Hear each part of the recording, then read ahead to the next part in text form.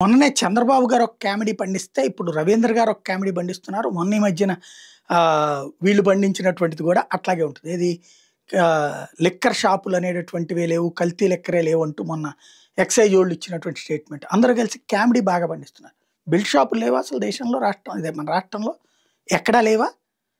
ఒక్కసారి ప్రతి పంచాయతీలో ఉందని రాసిన ఈనాడు జ్యోతి మీద రాయండి. ఇప్పుడు సాక్ష్యం మీద పెట్టారు కదా అన్న, ఏదో కల్తీ లెక్కర్ ఇదే దాని పేరేంటది, బెల్ట్ షాప్లో తాగాడని చెప్పేసేసి ఈ ట్రావెల్స్ వాళ్ళది బెల్ట్ షాప్లో తాగాడంటే అది కాదు అని చెప్పేసి ఒక 20 మంది మీద, 17 మంది మీద, 19 మంది మీద కేసు పెట్టారు వీళ్ళు. గుడ్.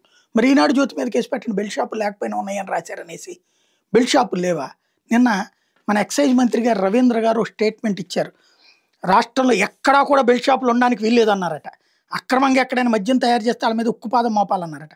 క్యాంప్ కార్యాలయంలో శుక్రవారం ఎక్సైజ్ శాఖ అధికారుల సమీక్ష సందర్భంగా చెప్పారట. 25 జిల్లాలను ఇప్పటికే నాటు సారా రహితమని ప్రకటించారు. లిక్కర్ దొరుకుతుంటే సారా ఎందుకు, ఇంకా ఇది దొరకనప్పుడు కదా దాగేది. ఇందులో నాటు సారా రహితం ఏంటి? ఆటోమేటిక్గా తాగరు, కళ్ళు ఎటాగు తాగుతుంటారు. మెయిన్ అల్లా ఎవడన్నా తయారు చేస్తే పట్టుకోండి. 3 చోట్ల దొరికినాయి ఇప్పటికి. పట్టుకున్న తర్వాతనే దొరికినాయి, ముందు పట్టుకోలేకపోయారు. నెంబర్ 2. నెంబర్ 3 వచ్చేటప్పుడు అసలు బెల్ట్ షాపులు లేవా? ఈ కామెడీ ఏంటి?